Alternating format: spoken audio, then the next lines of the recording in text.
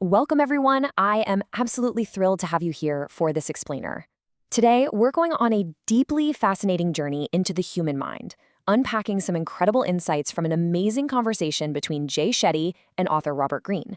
We're going to be looking at everything from the very fabric of human character and the tricky illusions of our ego, all the way to the vast, almost unbelievable possibilities of ancient consciousness. So if you've ever felt just a little disconnected from the modern world, well, you're in the right place. Let's jump right in. Okay, let's dive into this. You feel empty because you're living someone else's life. Wow, right? That is an incredibly raw sentiment to kick things off. But Green and Shetty point out something absolutely crucial here. They show how the emptiness we feel inside when we're disconnected from who we genuinely are actually dictates how we interact with the rest of the world. See, when we feel that void of purpose, we frantically start looking outward to fill it. And unfortunately, that desperation, it often leads us straight into the arms of the exact wrong types of people.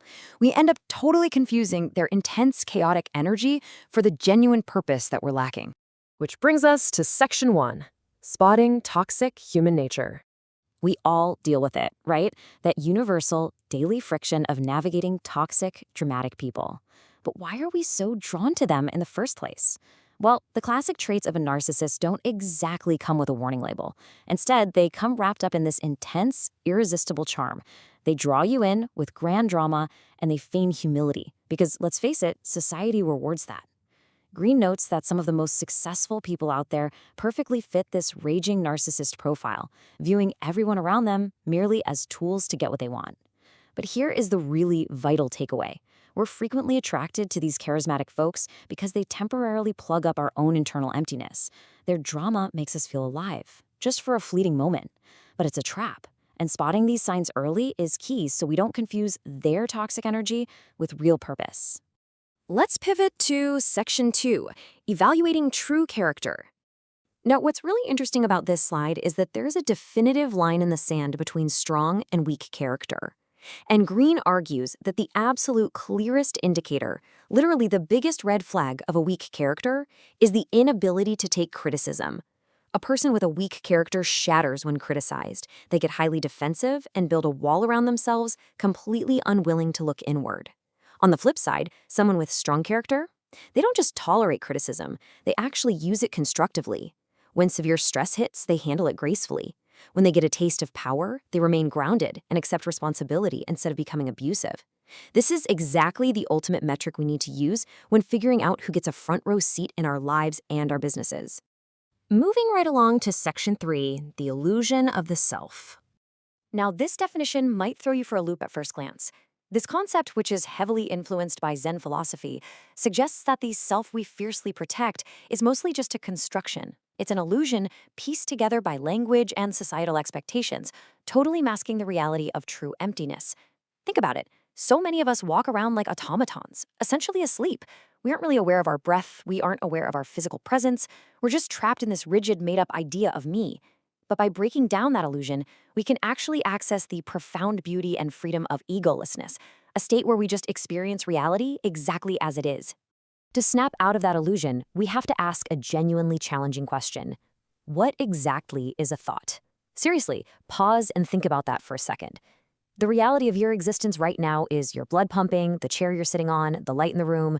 But that anxiety-inducing thought bouncing around your head, it's literally just a phantom. It's a shadow. It has zero physical reality. And yet somehow, it possesses this wildly dangerous power to construct and dictate our entire lived experience. Let's break down exactly how these unreal phantoms manage to hijack our lives. It always starts as just a fleeting thought, but then we engage with it, and it becomes a repeated habit. That habit hardens into an ingrained pattern, which eventually drives our physical actions, and boom, it constructs our lived reality. Think about how a thought like, "I am lazy," transforms into actually avoiding your work. And here's the real kicker. Social media is intentionally, systematically designed to trigger this exact repetitive thought loop on a massive scale. It feeds us these little emotional sugar rushes just to keep us stuck on step 2, compulsively repeating thoughts that keep us completely disconnected from reality.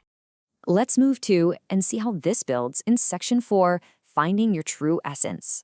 This is where we shift gears from breaking down the ego to actively uncovering our genuine purpose by looking to the ancients. Socrates talked about this incredible concept called the daimon. It's basically your second self or your deep inner voice. It doesn't hand you a turn-by-turn GPS map for your life. It just gently nudges you, telling you when a path feels genuinely right or fundamentally wrong for you. But here's the catch.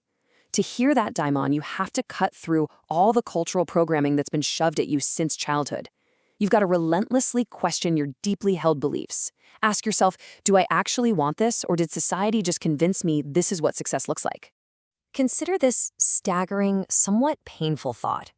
We're scared of being an unsuccessful version of ourselves, preferring a successful version of someone else's expectations.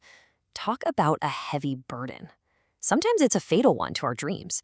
We'd literally rather be a miserable, highly paid lawyer because society claps for it than risk being a struggling artist, even if that's our absolute true calling. Overcoming this deep-seated fear of other people's perceptions is absolutely necessary if we want to pivot toward our real passions. Because once you find that inner gold, that solid ground of your actual essence, you gain a type of certainty that absolutely no one can take away from you. Which leads us beautifully into Section 5, expanding your inner sky. I absolutely love this concept. Antarakash is a Vedic term that translates to the inner sky. You know, we're so incredibly obsessed with outer space and exploring the stars, but we completely ignore the fact that we have an internal universe right here that is just as vast, just as rich, and largely unexplored. Our invisible internal world, how we make sense of reality, the depths of our consciousness, our capacity for profound empathy is infinitely richer than the generic, homogenized culture of modern society. It's like we've settled for the strip mall version of reality when we literally have an entire galaxy inside our own minds. And this brilliantly illustrates the historical shrinking of our sensory experience. Think about it. 20,000 years ago, Paleolithic humans had this raw, incredibly intense awareness of sounds, human smells, and their physical environment. Fast forward to the 11th century, and you see Zen monks engaging in deeply rich, unmechanized thought processes. But now, look at the modern day. We are surrounded by sanitized, mechanical noise, generic architecture, and a completely homogenized language driven by algorithms. The profound slowness you'd feel in an isolated place like Bhutan, or the absolute awe of ancient Aztec spectacles, stands in such a stark contrast to today's copy-paste cities. We've got to actively fight to expand our inner sky. Bringing it all back home with Section 6, the art of self-forgiveness. Let's ground these massive philosophical ideas into a vulnerable, relatable, everyday reality for a second. Doing all this internal work is hard, and we are definitely going to stumble.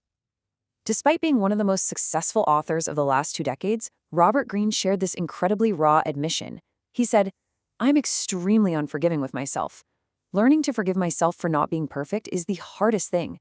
He openly talked about his lifelong struggle with feeling like he's never good enough. And that's so vital to hear. Because personal growth is not a linear before and after journey. It's cyclical. You will still face doubts. The goal isn't achieving absolute perfection. The goal is simply being better equipped to handle those cycles when they return, and giving yourself the grace and forgiveness to keep moving forward. So, the crucial point is this. The journey to understanding human nature isn't about becoming flawless. It's about becoming aware. I'll leave you with this to chew on. What deeply held belief will you actively question today? Is there a phantom thought pattern you need to break? And maybe even more importantly, what vast, beautiful part of your own inner sky remains unexplored? I strongly encourage you to take a moment today, step away from all that mechanical noise, and just look inward. Thank you so much for joining me on this explainer. Stay curious, keep exploring, and I'll catch you next time.